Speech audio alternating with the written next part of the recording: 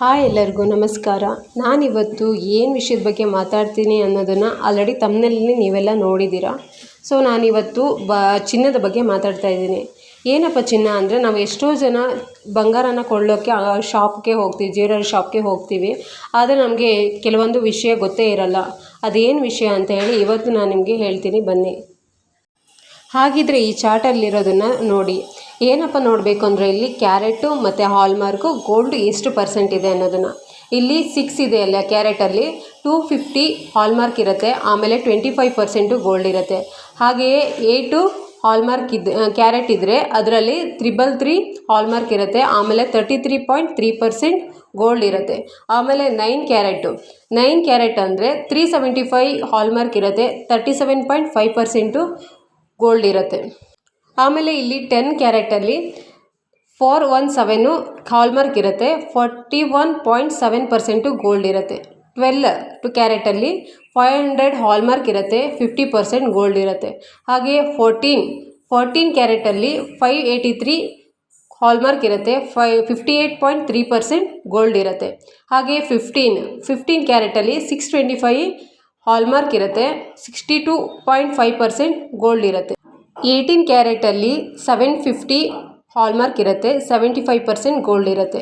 20 ಕ್ಯಾರೆಟಲ್ಲಿ 833 hallmark ಇರುತ್ತೆ, 83.3% gold ಇರುತ್ತೆ. ಹಾಗೆಯೇ 21ಅಲ್ಲಿ 875 ಹಾಲ್ಮಾರ್ಕ್ ಇರುತ್ತೆ, 87.5% ಗೋಲ್ಡ್ ಇರುತ್ತೆ.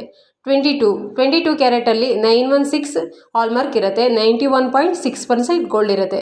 ಹಾಗೆಯೇ 24ಅಲ್ಲಿ 999 ಹಾಲ್ಮಾರ್ಕ್ ಇರುತ್ತೆ, 99.9% ಗೋಲ್ಡ್ ಇರುತ್ತೆ. ಆದರೆ ನಾವು ಜ್ಯುವೆಲರ್ಸಲ್ಲಿ ಏನೇನಪ್ಪ ಇರುತ್ತೆ ಅಂದರೆ, ಇಲ್ಲಿ ನೋಡಿ, ಕ್ಯಾರೆಟು ಜಾಸ್ತಿಯಾಗಿ 18 ಕ್ಯಾರೆಟ್ ಇರುತ್ತೆ, 20 ಕ್ಯಾರೆಟ್ ಇರುತ್ತೆ, 21 ಕ್ಯಾರೆಟ್ ಇರುತ್ತೆ, 22 ಕ್ಯಾರೆಟ್ ಇರುತ್ತೆ. 24 ಕ್ಯಾರೆಟ್ ಏನಪ್ಪ ಅಂದರೆ ಜ್ಯುವೆಲರಿ ಯಾರೂ ಮಾಡಲ್ಲ, ಓನ್ಲಿ ಬಿಸ್ಕೆಟ್ ಇಲ್ಲ ಕಾಯಿನ್ಸ್ ಮಾಡ್ತಾರೆ.